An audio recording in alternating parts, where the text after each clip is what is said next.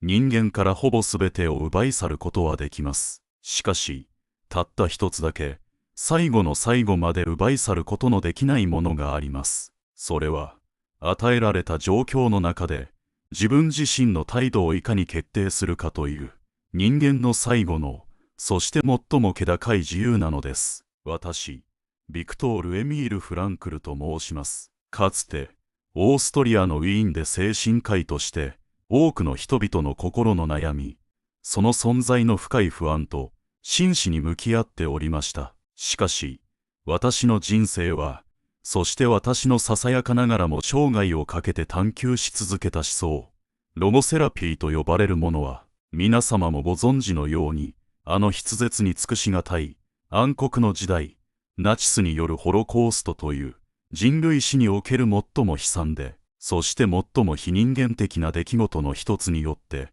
その根底から、そして決定的に形作られたと言っても、決して過言ではございません。今日は、皆様に、その極限の、想像を絶するほどの苦しみと、底知れない絶望の淵から、私が見出し、そして生涯をかけて提唱してきたロゴセラピー、すなわち意味による癒し、あるいは意味への意志を中心とする人間観という考え方の革新について、私の身に起こった体験と、そこから得た血の滲むような、しかし確かなささやかな洞察を交えながら、できる限り丁寧にお話しさせていただきたいと思うのです。それは、どんな困難な状況にあっても、どんなに深い苦悩のただ中にあっても、私たち人間が、その人間としての、かけがえのない尊厳を失わず、生きる意味という、暗闇を照らす灯火を見出し、それによって内なる、計り知れないほどの力を呼び覚まし、人生をより豊かに、より目的に向かって、そして何よりも、何度打ちのめされようとも、再び力強く立ち上がり、歩んでいくための、ささやかながらも、しかし確かな道しるべとなるやもしれません。私が、これからお話しする人生から何をまだ期待できるか、ということよりも、もっともっと大切なこと、それは、むしろ、人生が、この私に、そして今この話を聞いてくださっている、あなた一人一人に、この瞬間、一体何を期待しているのか、という、その厳粛な問いかけなのです。この、一見すると逆説的とも思える、しかし極めて重要な視点の転換こそが、私たちが人生で直面する、ありとあらゆる困難、ありとあらゆる苦悩に対して、ただ受動的に、運命のなすがままに反応するのではなく、主体的に、そして意味ある形で、人間としての尊厳をもってを通していくための、最初の、そして最も重要な、決定的な一歩となります。私の、かけがえのない両親、私の愛する妻、そして私の大切な兄弟は、あの恐ろしい、人間の理性の光が完全に消え失せたかのような、強制収容所という名の地獄で、その尊い命を無残にも奪われました。私自身もまた、テレージエンシュタット、そして、その名を聞くだけで、今なお多くの人々の魂を凍りつかせる、アウシュビッツをはじめとする、複数の強制収容所に次から次へと送られ、想像を絶する気が、骨身にしみる凍えるような寒さ、人間性を奪う過酷な強制労働、そして絶え間ない、理不尽な暴力と、いつ訪れるとも知れぬ死の脅威に、来る日も来る日も、来る日も来る日もさらされるという、まさに生き地獄のような日々を送りました。そこは、人間の尊厳というものが、ことごとく、そして徹底的に、まるで虫けらのように踏みにじられ、明日生きているという保証など、どこにも何一つとしてない、まさにこの世の地獄としか言いようのない、言葉では表現しようのない場所でした。希望という言葉さえ、もはや意味をなさないかのように思える、そんな場所でした。しかし、その筆舌に尽くしがたいほどの極限の苦しみと、そして非人間的な状況の中で、私は一人の精神科医として、そして何よりも同じように、いや、それ以上に苦しむ名もなき一人の人間として、ある非常に重要な、そして動かしがたい事実に、まるで暗闇の中で一筋の光を見出すように気づかされたのです。それは、同じように、想像を絶するほど過酷な、極限の状況に置かれながらも、ある人々は、比較的早期に、その精神的な均衡を完全に失い、生きる希望、生きる意味を、まるで砂漠で水を失うように、完全に失ってしまい、ただ絶望の中で、まるで生ける屍のようになってしまう一方で、また別の人々は、周囲の者が驚くほどの、そして信じられないほどの、内的な、精神的な強さを、最後の最後まで保ち続け、どんな状況下にあっても、その人間としての、かけがえのない尊厳を、決して失うことなく、気高く生き抜き、そして時には、まるで何かを悟ったかのように、驚くほど静かに、そして穏やかに、その死を受け入れていく、という、厳然たる、そして否定しようのない、大きな違いでした。一体、何が、彼らのその運命の明暗を、かくも残酷に、そして決定的に分けたのか、私が、あの収容所での、筆舌に尽くしがたい、しかし、何者にも代えがたい貴重な体験の中で、注意深く、そして我が魂のすべてを込めて観察し、そして深く試作を重ねた結果、徐々に、しかし確実に見えてきたもの、それは、彼らが未来への何らかの具体的な目的意識を、その打ち砕かれそうになる心の中に、最後の最後まで持ち続けていたかどうか、つまり、この耐えがたい、終わりが見えないかのような苦しみが、いつか必ず終わった後に、自分を待っていてくれる、再会すべき愛する人がいる、という強い希望、あるいは、どうしてもこの命あるうちに、この世に生を受けた証として成し遂げなければならない、未完の、そして重要な仕事がある、といった、生きる理由、生きるための確かな意味を、その心の中に、たとえそれが、どんなにかすかで、どんなに頼りない、まるで風前の灯火のようなものであったとしても、最後の最後まで、固く、そして必死で持ち続けていたかどうか、という、その一点に尽きるのでありました。これが、私の提唱するロゴセラピーにおける、最も重要な、そして中心的な発見、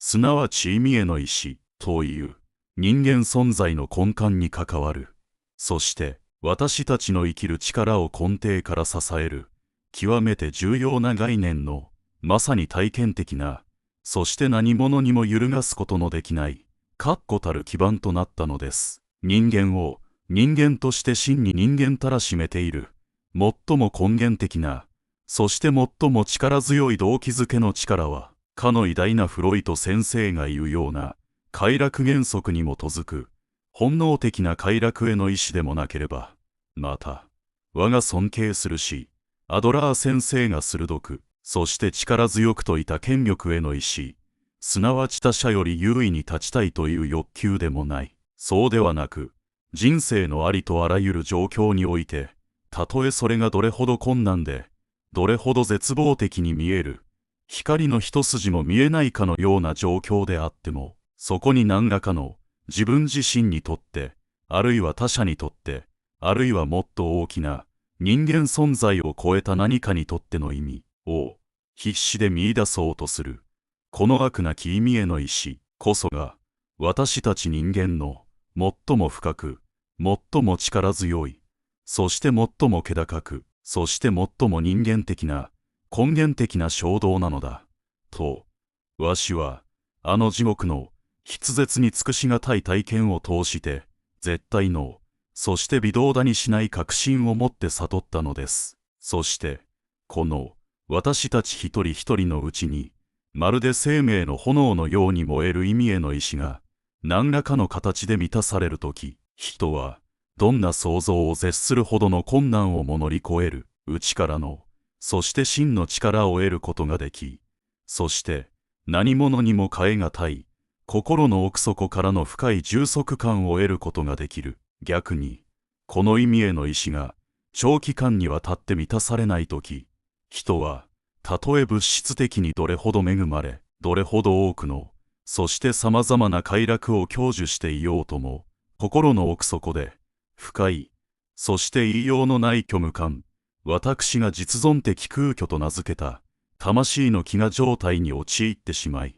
生きる喜びも、人生の確かな目的も、そして自分自身の存在価値さえも見失ってしまうのです。この意味への意志の充足こそが、人間の精神的健康にとって、不可欠な条件なのです。強制収容所という、まさに人間のあらゆる外的な自由が、暴力的に、そして完全に奪い去られる、あの極限の、そして非人間的な状況の中で、私は、もう一つの、そしておそらく、人間にとって最も重要で、そして最も希望に満ちた、永遠に変わることのない普遍的な真理に、到達いたしました。それは、人間から、ありとあらゆるものを奪い去ることはできます。財産も、地位も、名誉も、そして日々の健康も、愛する家族も、そして時には、そのかけがえのない、たった一つの命さえも、しかし、たった一つだけ、いかなる状況においても、たとえそれがどれほど過酷で、どれほど絶望的なものであっても、最後の最後まで、誰にも、何者にも、決して奪い去ることのできないものがあります。それは、与えられた。その時にはもう自分ではどうすることもできない。変えることのできない。避けられない状況の中で、自分自身の態度を、自分自身の心の在り方を、いかに決定するかという、人間の最後の、そして最も気高い自由ですと、そうです。たとえ、私たちを取り巻く外部の状況が、どれほど絶望的で、どれほど理不尽で、どれほど過酷なものであったとしても、私たちの内なる心の在り方、その変えようのない、厳しい状況に対する態度を、自分自身の意志で、自由に、そして主体的に、そして何よりも人間としての尊厳をもって選択する自由だけは、誰にも、何者にも、決して、金輪際奪うことはできないのです。この最後の人間的自由を、心の底から深く自覚し、そしてそれを、日々の生活の中で、意識的に、そして勇気を持って行使すること、それこそが、私たち人間が、どんな想像を絶するような逆境の中にあっても、人間としての、かけがえのない、そして犯すことのできない尊厳を、最後の最後まで保ち続け、そして、その筆舌に尽くしがたい苦悩の中にさえ、何らかの、そしてしばしば深遠な意味を見出すための、最も確かな、そして最も力強い、唯一の道なのです。なぜ生きるか、その確かな理由、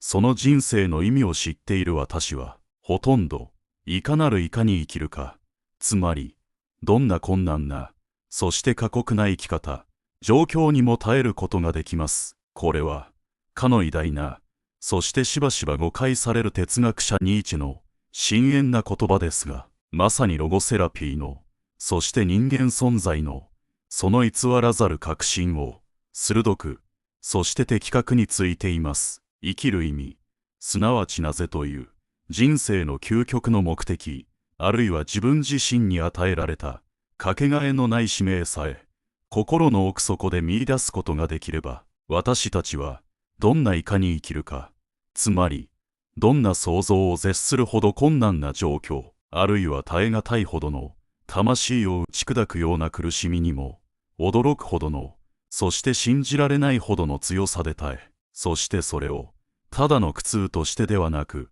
何か意味あるものとして、人間的成長の糧として、乗り越えていくことができるのです。では、具体的に、私たちは、この一度きりの、そして何者にも代え難い、かけがえのない人生の、どこに、そしてどのようにして、その生きる意味という、暗闇を照らす灯台のような、あるいは、嵐の海における不動の怒りのような、かけがえのない宝物を見出すことができるのでしょうか。ロゴセラピーでは、大きく分けて、3つの主要な、そして誰にでも開かれた道を示しています。これを知ることは、あなたの人生を今日この瞬間からより意味深く、そしてより希望に満ちたものへと変える大きな力を持っていると私は確信しています。一つ目の道は、何かを心を込めて想像し、あるいは具体的な価値ある行為を成し遂げることによって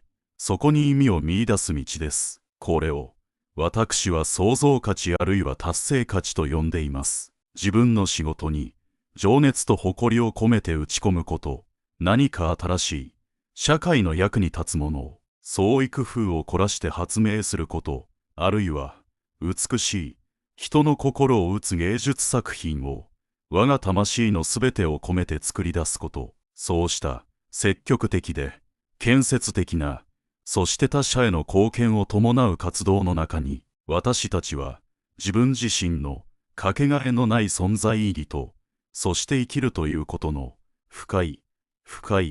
そして尽きることのない喜びを見出すことができるのです。それは何も歴史に名を残すような大きな事業や世界的な芸術作品でなくても全く構いません。日々のささやかな家事であっても、あるいは誰かのための目立たない小さな手助けであっても、そこに心を込め誠意を尽くし、そして創造性を発揮するならば、それはあなたにとって、そして周りの人々にとってかけがえのない創造価値の尊い実現となるのです。二つ目の道は、何かを全身全霊で体験し、あるいは誰かと魂のレベルで深く出会い、そして心から深く無条件に愛することによって、そこに人生の意味を見出す道です。これを私は体験価値と呼んでいます。息を飲むような荘厳で、そして美しい雄大な自然の美しさにただただ心を奪われ、我を忘れて浸ること、人間の魂が生み出した偉大な芸術作品に触れ、魂が奥底から震えるような深い感動を味わうこと、あるいは真実や善といった人間にとって普遍的で、そして何よりも気高い価値を自分自身の人生を通して心の底から深く味わうこと、そして何よりも他の誰かをその他者が持つあらゆる欠点や弱さも含めて、その人のかけがえのない唯一無二の存在として無条件に、そして心の底の底から深く愛し、その愛を通して自分自身の存在が計り知れないほど豊かにされ、そして限りなく高められることを体験すること、これらの一度きりのかけがえのない、そして二度と繰り返されることのない貴重な体験の中に、人生の言葉では到底言い表せないほど深い意味と、そして生きとし生けるものすべての最も根源的な喜びが隠されているのです。私自身、あの暗黒の、そして絶望的な強制収容所の中にあって、遠く引き離された我が生涯の伴侶、愛する妻の面影を、その優しく、そして私を励まし続ける力強い精神的な存在を心の中でありありと、そして誰よりも鮮明に思い描き、その変わることのない、そして何者にも汚されることのない純粋な愛を心の底から深く感じることで、どれほど筆舌に尽くしがたいほどの生きる力を、そして明日へのかすかながらも確かな希望を与えられたことか。それはもう私の拙い言葉では到底言い尽くすことができません。愛は死よりも強く、そしてあらゆる物理的な障壁、あらゆる精神的な絶望を力強く、そして気高く超越する人間の魂の最も偉大な、そして最も美しい力の一つなのです。そして三つ目の道、これがもしかしたら最も理解されにくく、しかし最も困難で、そして最も厳しい状況において、私たち人間を人間として最後まで支え、そしてその人生に究極的な、そして最も深遠な意味を与えてくれる道かもしれません。それは私たちが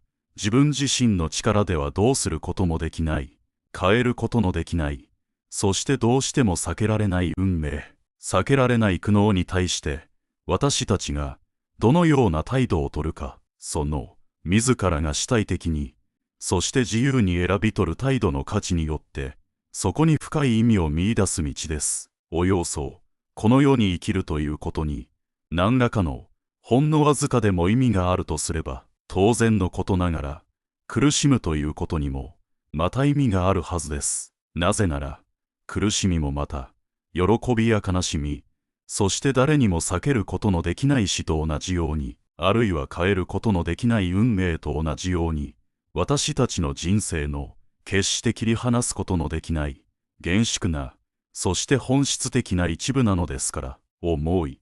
そして不治の病、愛する人との、あまりにも突然で、そして理不尽な永遠の別れ、あるいは、どうしようもない自然災害や、戦争といった、私たち自身のちっぽけな個人の力では、到底コントロールすることのできない。そして時として、あまりにも理不尽で、残酷としか思えないような、避けられない苦しみが、私たちの人生には、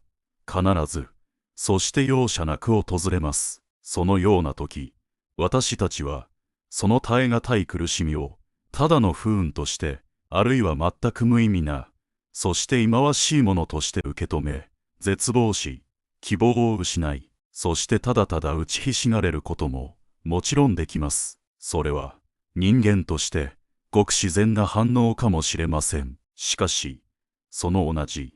変えようのない、そして耐え難い苦しみに対して、勇気を持って、完全と立ち向かい、人間としての、かけがえのない尊厳を、最後の最後まで失わず、そして、その苦しみの中から、何か新しい、そして深い意味や価値、あるいは、それによって初めて可能となる、自己の、そして魂の、より大きな成長の機会を見出そうと、真剣に、そして誠実に努めることもまた、私たち人間には、確かに、そして必ずできるのです。その、避けられない苦悩に対する、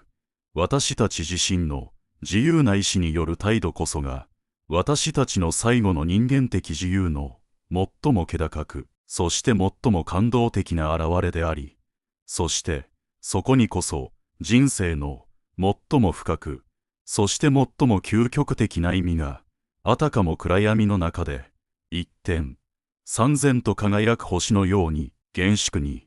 そして確かに宿っているのかもしれません。私は、あの強制収容所という、人間のあらゆる価値が、まるで虫けらのように否定され、そして無慈悲に踏みにじられる、地獄のような場所の中で、多くの、本当に多くの、かけがえのない仲間たちが、想像を絶する上と、骨身にしみる凍えるような寒さと、そして絶え間ない、残虐な、言葉にならないほどの暴力の中で、まるで道端の石ころのように、次から次へと、その尊い命を落としていくのを、この目ではっきりと、そして嫌というほど、心の底から引き裂かれるような思いで、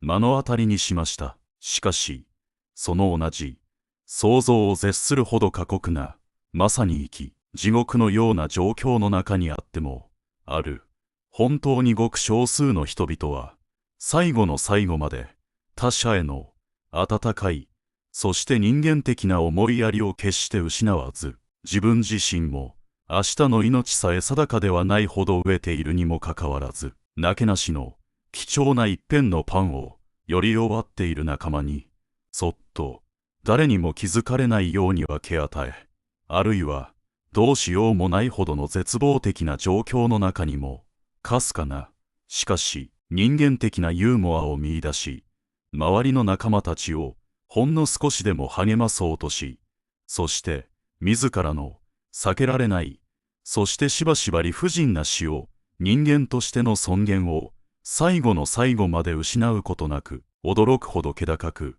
そして信じられないほど静かに、まるで何かを悟ったかのように、穏やかに受け入れていきました。彼らの、あの崇高で、そして言葉では言い表せないほど美しい姿は、私に、たとえどれほど過酷な、そして絶望的な苦悩の中にあっても、人間は、その内なる、そして誰にも、何者にも奪うことのできない自由を行使し、その生き方、そして時にはその死に方を通してさえも、人生に深い、そして永遠に消えることのない意味を与えることができるのだという、動かすことのできない、そして何よりも力強い、生き生きとした証拠を、はっきりと、そして我が魂に刻み込むように示してくれたのです。ですから、どうか、皆様も、人生で、どうしても避けられない、そして変えることのできない、深い苦悩に直面したとき、決して絶望しないでください。その苦しみの中にこそ、あなたが人間として、より大きく、より深く、そしてより気高く成長し、そしてより深い、より本質的な人生の意味を見出すための、かけがえのない、そして何よりも尊い機会が、隠されているのかもしれないのですから、感謝という言葉が、私の著作や講演の中で、意味という言葉ほど、直接的に、そしてこれ見よがしに、頻繁に使われることは、もしかしたら、ないかもしれません。しかし、私の哲学全体、このロゴセラピーの、最も深い、そして最も根本的なところには、人間の精神が持つ、この驚くべき、そして無限とも言えるほどの回復力、他者を深く愛する能力、そして、どんな過酷な、そして絶望的な状況下にあっても、自らの内なる反応、心の在り方を自由に、そして主体的に選択する、この気高い自由という、計り知れないほどの、そして何者にも代えがたい、素晴らしい人間の可能性に対する、深い、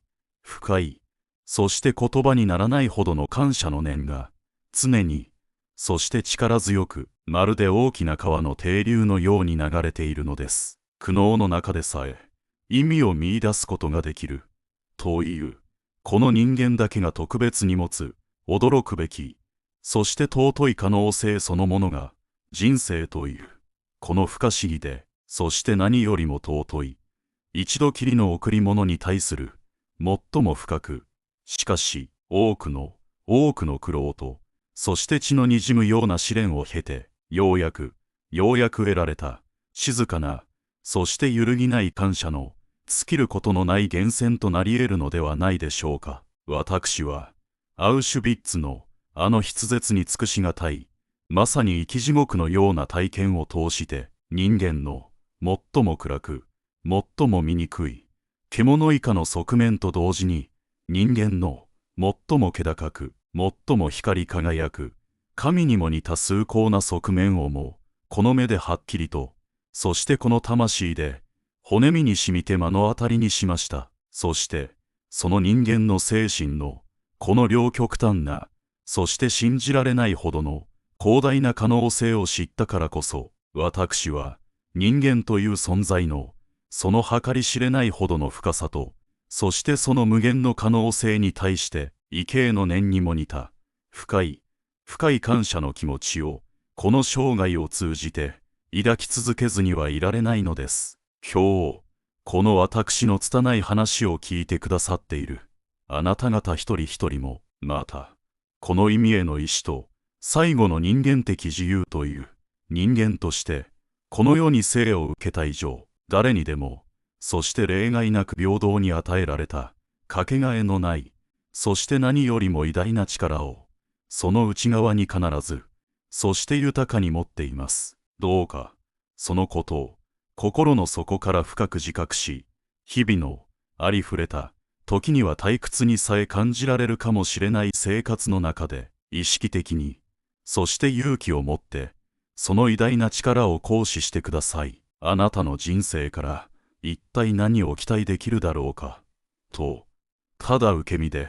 そして不平不満を抱きながら問うのではなく、むしろ、人生が、今、この瞬間に、このかけがえのないあなたに、一体何を期待しているのだろうか、と、能動的に、そして全責任を持って、真剣に問いかけてみてください。そして、その、人生からの厳粛な、そして時には厳しい問いかけに対して、あなたの創造的な仕事や、日々の誠実な行為を通して、あるいは何かかけがえのない美しいものを心から体験し、誰かを深く、そして無条件に愛することを通して、そしてどうしても避けられない、変えることのできない苦悩に対して勇気ある、そして気高い態度をとることによって、どこまでも誠実に、そして力強くを通していってください。そこにこそ、あなた自身のかけがえのない、そして他の誰にも決して奪うことのできない人生のあなただけの、そしてあなたにしか見出すことのできない意味が必ずや、そして豊かに、そして輝かしく見出されるはずですから。そしてそのあなた自身が血と汗と涙の中から見出した意味に満たされた人生こそが真の、そして揺るぎない幸福と何者にも代えがたい深い心の平安をあなたに、そしてあなたの周りの人々にさえももたらしてくれるのだと、私は心の底から、そして絶対の自信を持って信じております。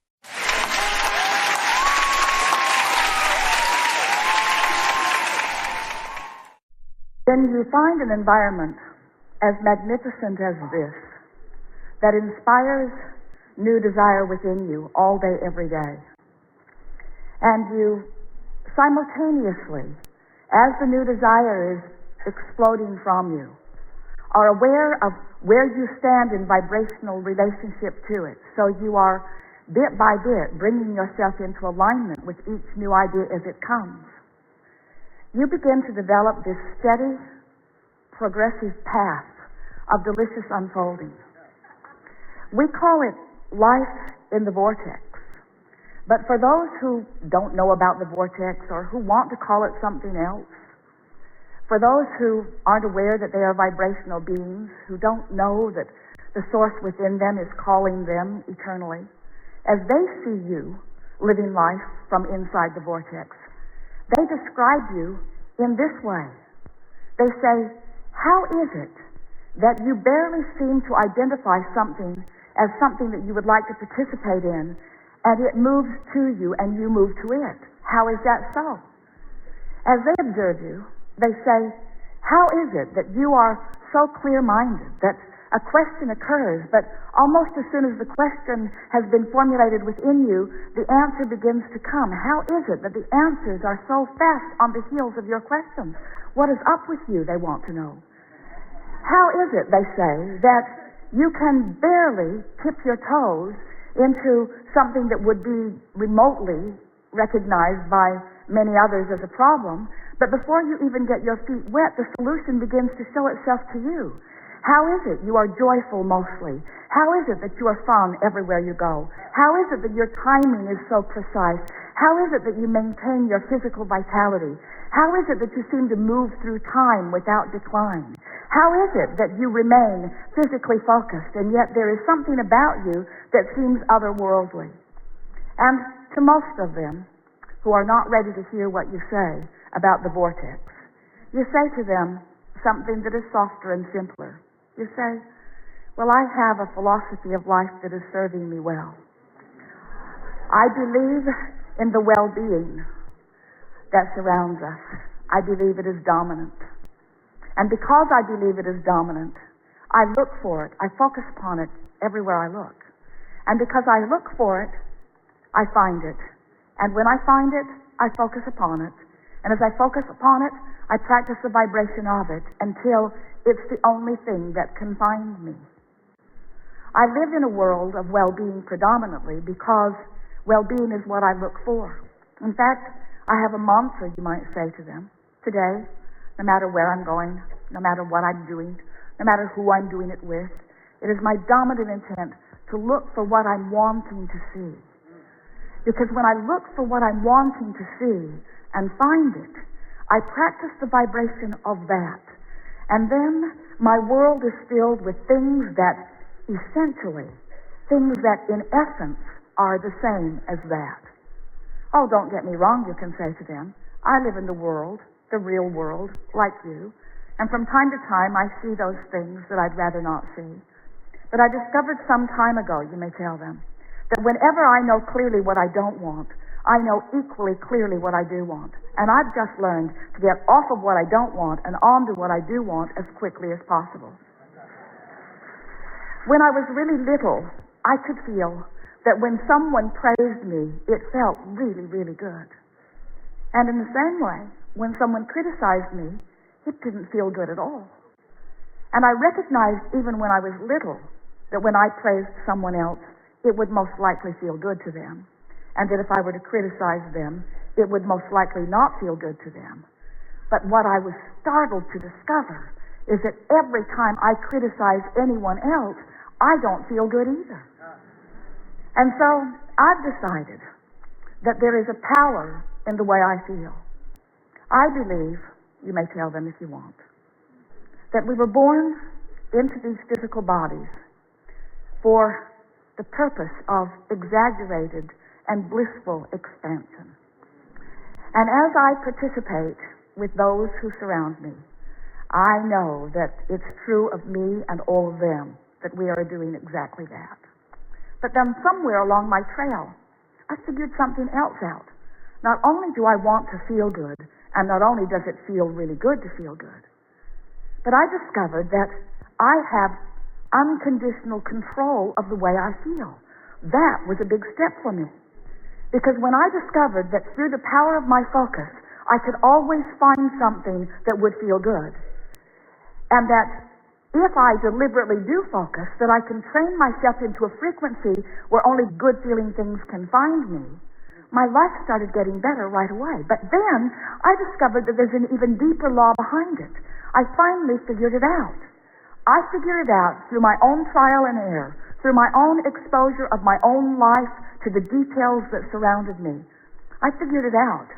that when I am in a moment of appreciation, it feels like the fullness of all that I am is right there appreciating with me. It's as if everything in the heavens is opened up to me, and my ability to see the positive aspect of whatever I am defining becomes fuller and greater. And I also discovered that if I do find something to criticize, it's like I empty out of me. It's like I go somewhere where the larger part of me does not go. So once I got wind of that, once I started figuring out that I am in harmony with that which is source in my joy and in my love and in my praise, and I'm out of harmony in my criticism, in my anger, in my fear,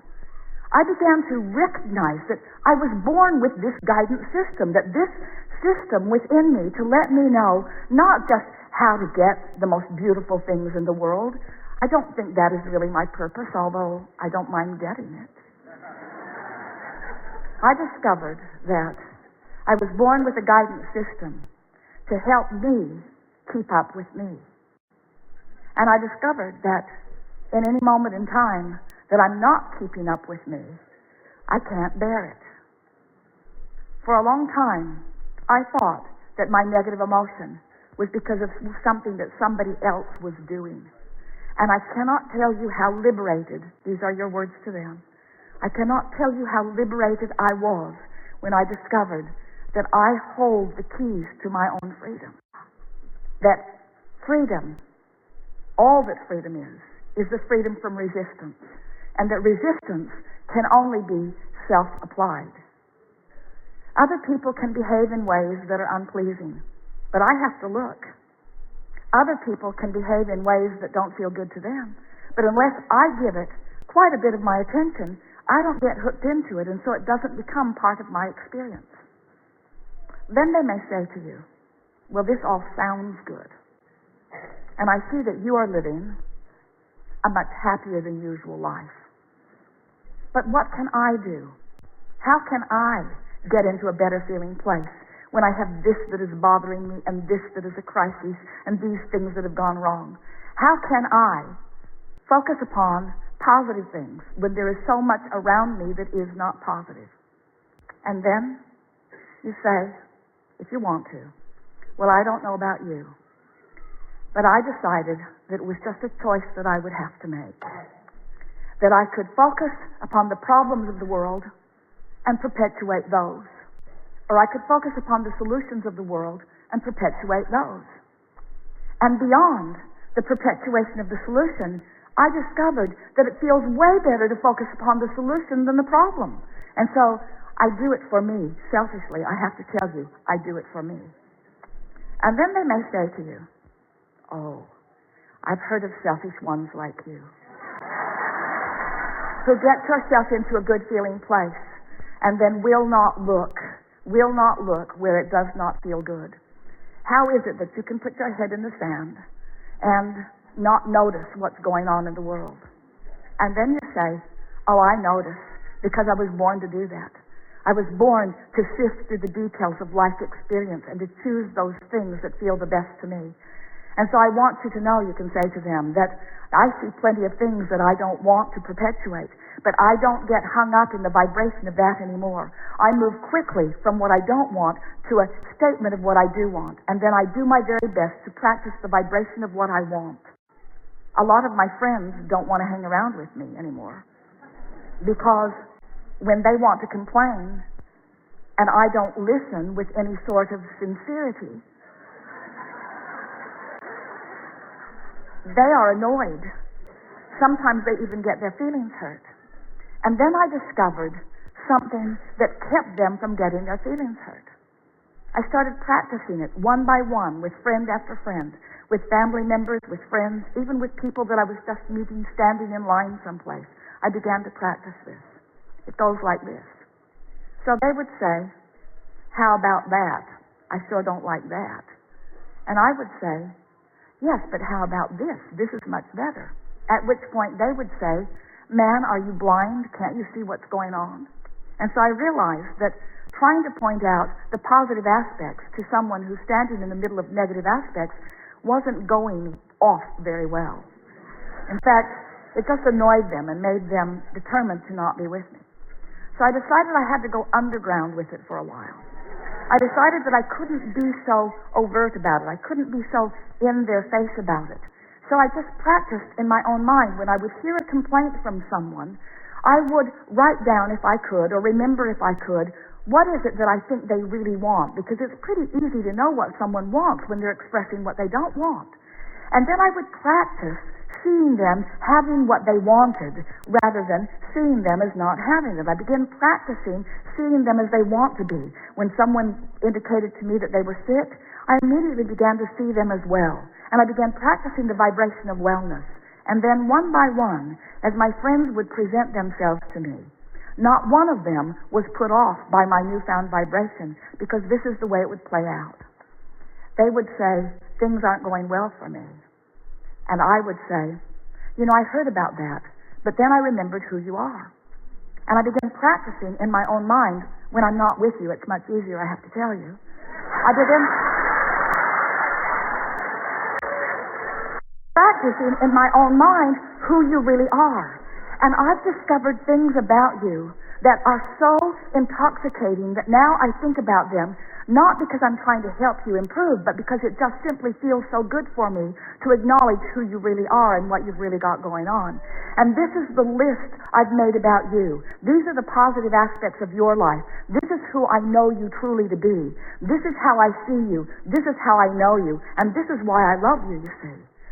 It is our promise to you that as you begin practicing the positive aspects of circumstances and events, of governments, of other governments, of political parties, of people that you know, of family members, of your mothers and your fathers and your children, of your friends, of people that you have formerly called your enemies, as you begin to tune yourself to what this time-space reality is helping you to put in your vortex about them. You see, these aren't just people running around annoying you or pleasing you. These are people running around causing you to build a vortex version of you. They are the reason that you are expanding. And so when they are the reason that you're expanding and you look back at their trouble, now you're extra mad at them because first they caused you to expand and now they're holding you back from your expansion. What we want you to realize is that no one can hold you back. There is no assertion in this attraction-based universe. It is all attraction. And so, as you begin to play with this a little bit, as you accept that you are vibrational beings first and foremost, As you acknowledge that you and everyone that you are interacting with is causing you to build this magnificent vortex of creation, and that the source within you dwells there and experiences the fullness of all that you have asked for. And as you, little by little, tune yourself to the frequency of that vibration, what you will begin to notice first is that you just feel better. The edge will just lift up off of you. Next, you'll begin to notice that wonderful ideas are flowing to you. You'll begin to notice that your memories of your past are changing, where the good memories are coming forward and the memories that were not so good fade, and you can hardly remember them at all. You'll begin to notice that people around you are on your vibrational wavelength. You'll begin to notice that you're thinking something and someone right next to you, even somebody that you don't know very well, will verbalize it, and you'll look at them and feel such camaraderie, such harmony, such co-creative connectivity. You'll say to them, "You may not believe this, but I was just thinking those exact thoughts." We are so on the same vibrational wavelength. And then, not only will the ideas flow, but connections of all kinds will begin to appear in your experience.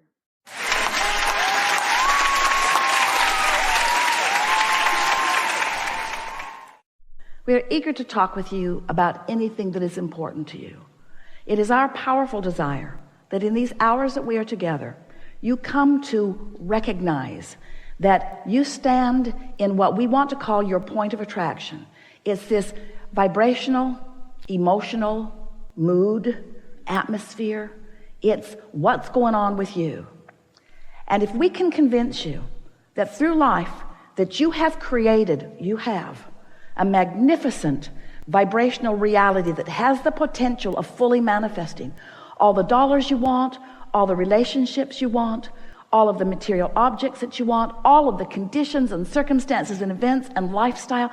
all of the lovely things that you want, that life has shown you that you would feel better in the having of. All of those magnificent manifestations can flow easily into your realization when you contour your mood or atmosphere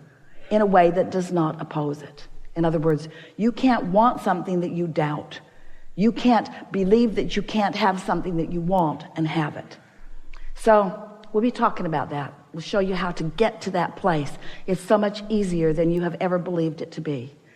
This business of creating your own vibrational atmosphere is so much fun, because with a little bit of attention to it, you can do a big shifting in your point of attraction.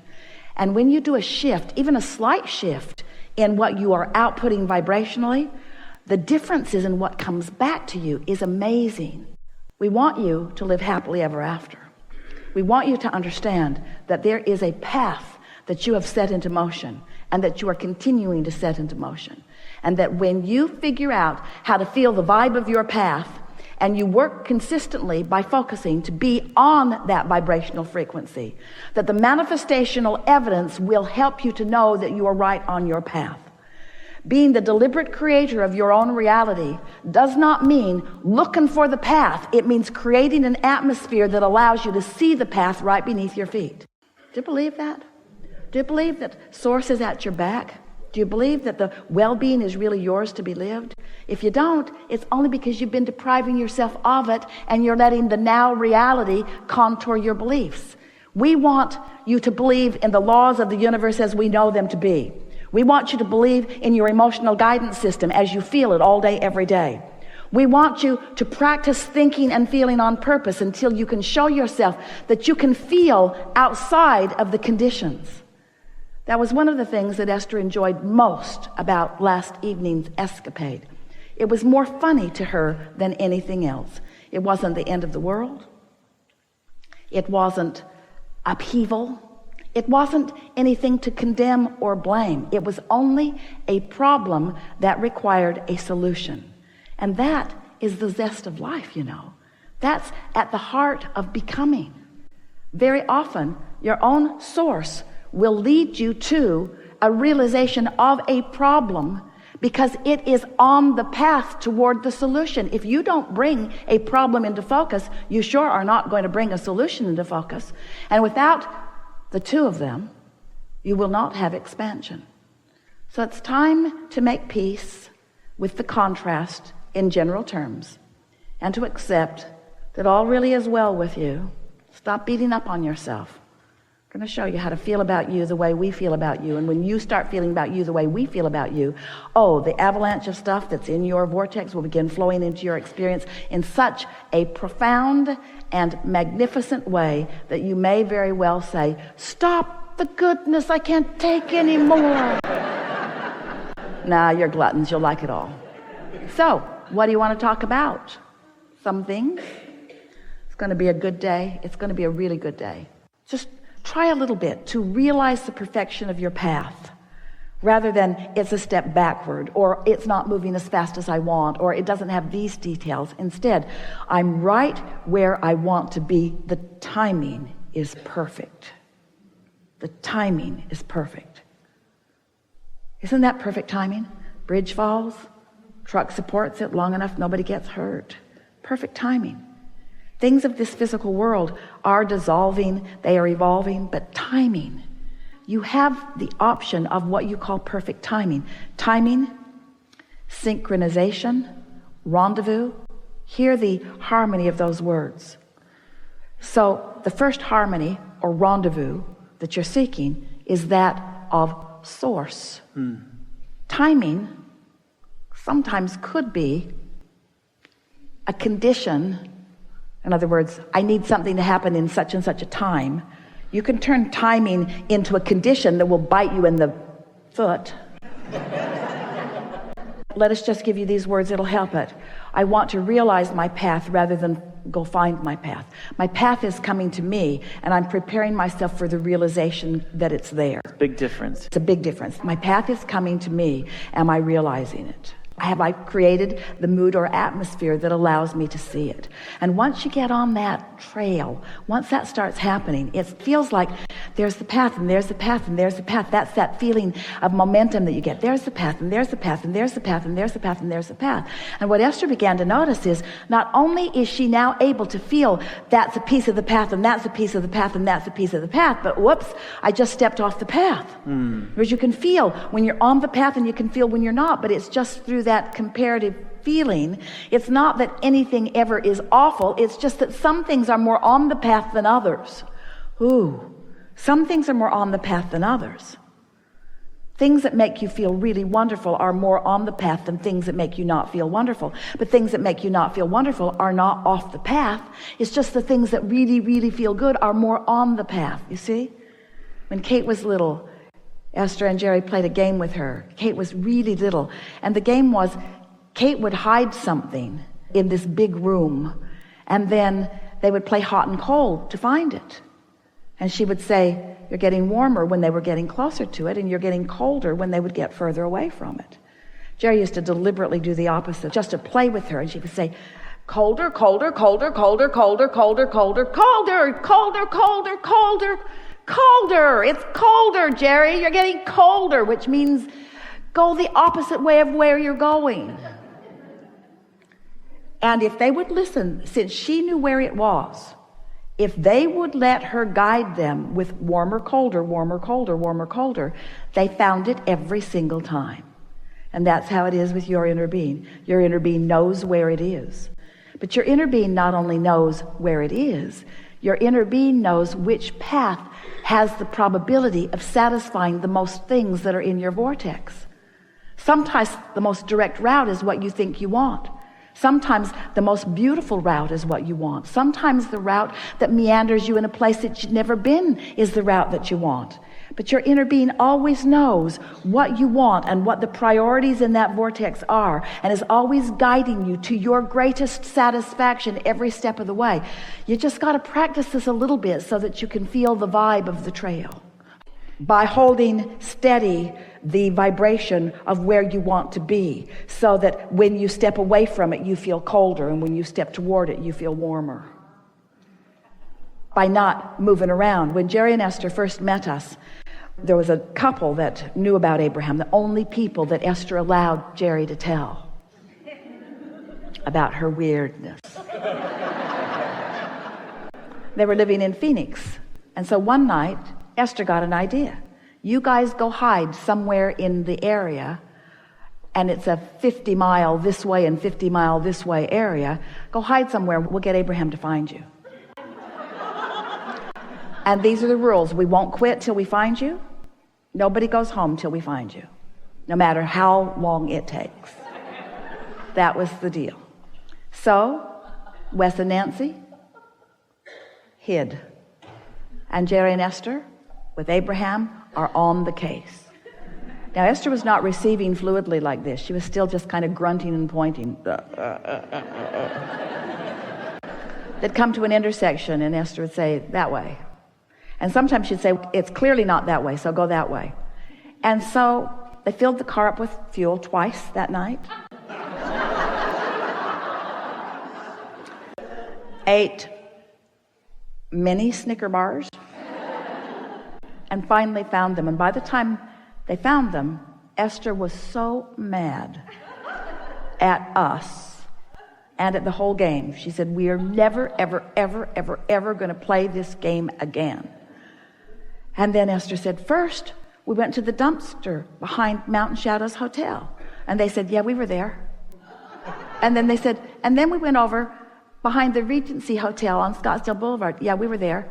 And then we went over to Benihana's over on Scottsdale Boulevard. Yeah, we were there.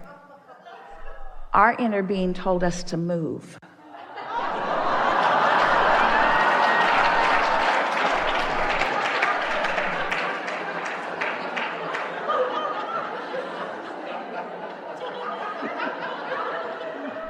So, what we're getting at is, you've launched these rockets. There's a trajectory in place before you even got into this physical body, and you've been contributing to it every day since. And there's a magnificent probability there for you. And as you chill out, as you beat up on yourself less, as you appreciate yourself more, as you reach for these emotional feelings, as you allow your vibrations to go from general to more specific without wobble, as you feel your way to this, as you start enjoying clarity and harmony and humor and fun and playfulness and all of those things that come from alignment, to the degree that you consciously now choose that for yourself first and foremost at all times, then all of the details that you've been putting into your vortex over a great amount of time will begin to dovetail together in this synchronistic, beautiful unfolding that will leave you feeling sure and blessed and eager for more. There isn't anything that you need to get done. It's just that you want to live life in a joyful way. And when time is passing and you're not joyful, then something's really out of whack with that, because there's no place that you're going to get to that's going to be any better. You cannot follow an unpleasant path and end up at a destination where you want to be. And so we want the destination of where you want to be, wherever feels good from where you are right now, because that's all you can do. Feel how this all fits? You've been listening to us for a while. You have, haven't you? You've been with us through the Law of Attraction series. Did you go upstream and downstream with us? Were you on the high-flying disc with us? Did you get in the vortex with us? And now we're asking you to create an atmosphere so that you can turn your thoughts to things. In other words, you've been listening to us for a while, and everything that we've been talking about from the beginning of our first interaction with you is to help you to understand that you are pure, positive energy looking for a place to be glad. That's who you are. You're just looking for a place to have a wonderful experience now. And if you're having less than a wonderful experience, something's out of whack, and it's not us. Because we're having a wonderful experience. We're having a wonderful experience. And if you're not, it's because you're doing something different than we're doing. You're thinking differently about it, you see. You've got this figured out. Just be playful about it. And take score less of the time. Let the score that you take, if you must take score, be, how fun is this? Esther says to us every day that her favorite feeling is clarity. And then she'll say, or fun. I want to feel clear, but I like to have fun. And then she'll say, fun is my favorite thing. I love being playful or clear. I love to be clear and playful. I love to have fun. I love the feeling of clarity, and I love the feeling of fun, and I love the feeling of new. I love the feeling of new. I love the feeling of new, which doesn't feel clarity in the beginning, but it is fun. I love the feeling of fun that then turns to clarity. Ooh, I love fun and clarity. I just love fun and clarity so much. And new. I love the new so much. I love the new so much, but I love clarity so much. I love clarity and fun and new so much. And we say, you're on the same vibration that we are.